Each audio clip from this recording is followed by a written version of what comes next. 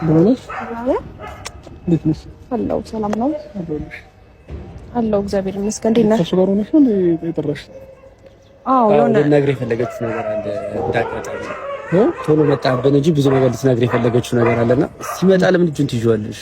ልትነግሪኝ የነበረው ልንነግረው የቀጠር ነው ንገሪው።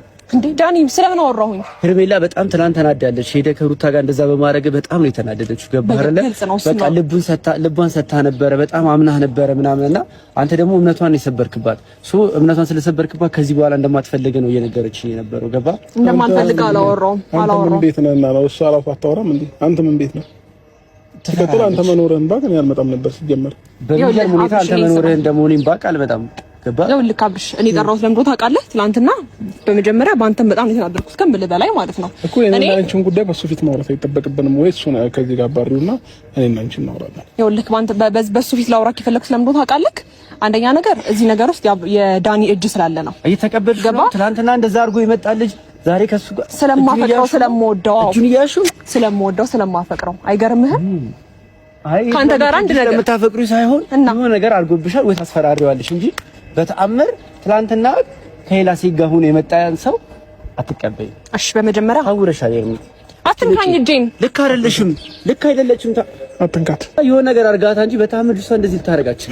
ትላንትና ከሌላ ሴት ጋር ሆኖ የመጣ ልጅ እንዴት ነው? በጣም እኔ ወድጄው አፍቅሬው ነው ይሄ ነገር እያደረኩ ያለው። ገባ? እሱ ጎበዝ ነው። በቃ አሁን እሱን አደነኩት። በደንብ ጎበዝ ነው። ገባሽ አይደለ? አዎ ጎበዝ ነው። መንቃት አለ። እሺ ንቂ። ገባሽ አይደል? መንቃት አለ። ዳኒ መስመሩን የሚያልፍ ሰው ነው ባይዘው። ችግር የለውም። እሺ ላውራ የፈለኩትን ነገር አንዴ ልንገርህ። ይሄድና እኔና አንቺ እናወራለን። እሱ መኖር አይጠበቅበትም። ችግር የለውም። እኔ ልሂድ። ነገሩ ላይ ቢያንስ እንዲያምንልኝ ፈልጋለሁ። ትናንትና የልጅ አባት ነው፣ ሚስት አለችው። ትናንትና ከሷ ጋር ነው አድሮ የመጣው። አስተውሽ ንቂ።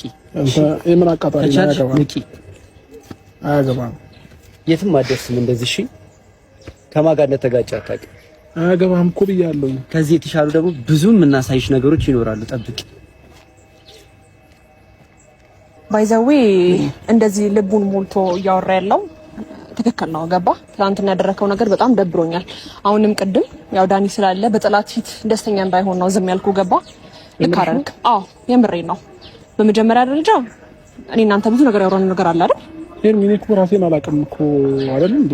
ያን ነገር ይሄ በቂ ምክንያት አይሆንም። አብርሃም ልጅን አይተህ መውጣት የአንተ መብት ነበረ። ጠጣ ስትልክ መጠጣት አልነበረብህም እኮ። እኔ በግድ ተጠጣኝ አይተሻል። ሄርሜ እኔ አውቄ ፈልጌ የሆነ የተፈጠረ አብርሃም ልጅ አይደለህም እኮ ነው እያልኩሽ ያለሁት። አልገባሽም? በግድ ነው ያጠጣችኝ፣ ወድጄ አይደለም ሄርሜ። እንዴ እኔ ፈልጌ ያደረኩት ነገር የለም አይደል እንዴ? እስከ መቼ ነው ታዲያ እንደዚህ አይነት ነገር እየተቀበልኩ እንድኖር ትፈልገው አንተ? እንዴ ሄርሜላ አይደብራትም? ቤት ቁጭ ብዬ እኔ እናንተን ቪዲዮ እንደዛ እያየሁኝ ከዛ በኋላ ስልክ ደውላ አታነሳም።